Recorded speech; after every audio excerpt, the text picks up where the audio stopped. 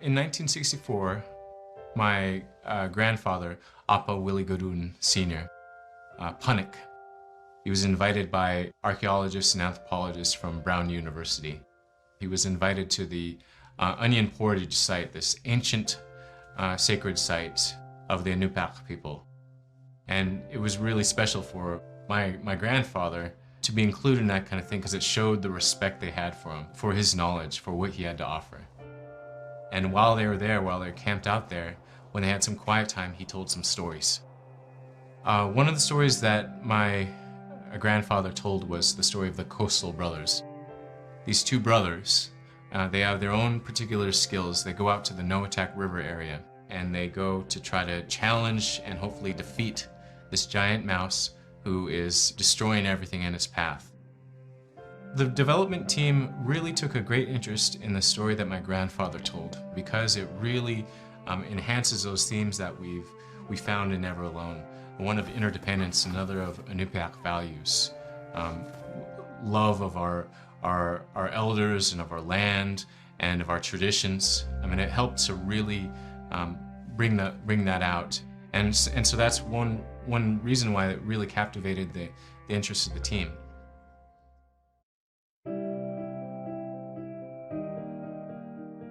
I wasn't raised here, but my mom talked about how it'd be so dark.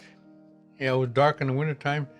In December 21st, we see the sun for about 3 hours, the rest is dark. So the days start to get longer right after that, shortly after that. My mom, in her story, she says the real people come out. Everyone comes alive just because they've been inside so long. I'm almost happy to home springs here because the caribou are migrating north. The bears are coming out of hibernation. Rabbits and stuff, they're all over the place. And they're not hiding under the snow anymore. Like the elders used to tell me, as soon as they saw those snow buntings, the small birds, the new season would start for gathering food. They knew they'd be happy because fresh food is starting to come around. We'd be getting geese eggs or seagull eggs or any kind of duck eggs. We'd go camping in the early spring, go out with dog teams when I was a kid to a spring camp, and it was anywhere that my folks thought that we can get the most food. Right here in the peninsula, we'd walk back from our camp and hunt muskrats, and my mom would dry the skins. And so it's a time of just all the gathering activities, all the busyness. It's when the life really springs up again.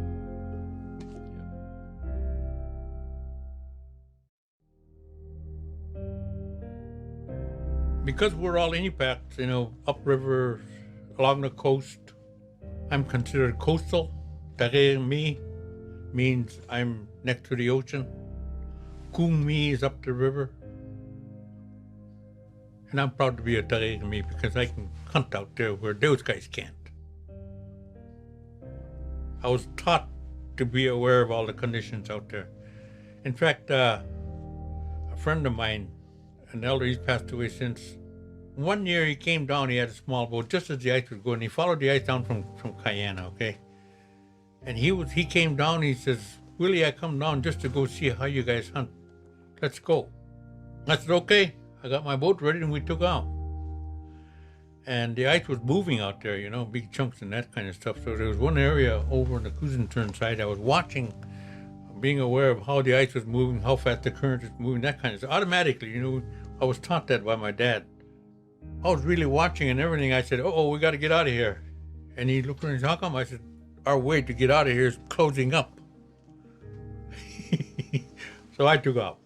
And he was right behind me. I went through okay, and then he went through, and he said he looked back after we went through, and the ice came up. It came together and came up like that. And he shook his head when we came back, and he said, I will never question the price of seal oil again. I see the danger you guys go through. If you don't know what you're doing, bad things can happen to you out there. Yeah. That's a great story. Well, it's the truth, Yeah. what I went through.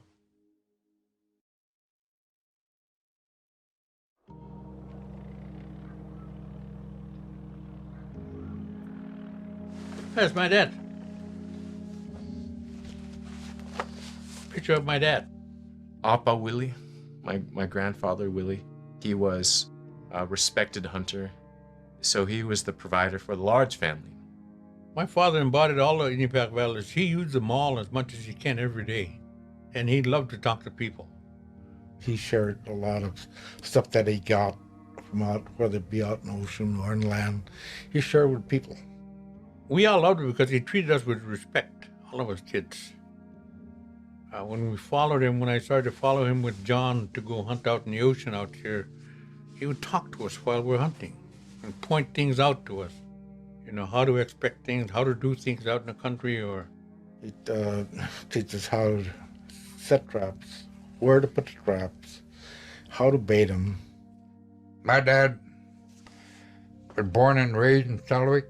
He grew up in springtime and summertime using a kayak. And they can go on days on a kayak. So he taught us all that about hunting seals, bearded seals, and then hunting beluga also. You know, he showed us how. I never forget my dad. Every time he'd say something, I don't know what he'd say. I remember he'd wake me up after early in the morning, 5 o'clock, when it's still dark. He'd kiss me in his cheek, wake me up. I remember he said, "Bye, John, you behave now." I'll never forget that. So one day he did that. He said, "If anything happened to me, I want you to take care of Mom," like I did. But I see the affection there and the bond he had with me. He taught me. So to really reinforce Inupiaq values, the things that our elders identify that's important to them, we really thought of respect for all things, respect for the animals in particular in this case. And so we've added a prelude to the story. An experience with a little mouse is where Nuna and Fox, they forget to respect this little mouse. Something that my Uncle John just told us is that you only go after animals if you intend to use it for food. You don't play with it. You don't mess around with it or tease it, even if it's all in fun. Well, once Nuna and Fox defeat the giant mouse, that's when they learn their lesson, where the mouse comes back to them, their little mouse, their friend. And this story really, it's about respect for all things, respecting all animals all the time, never forgetting to respect them. And that's an essential Inupiaq value. It's one of the key things that our elders always talk about.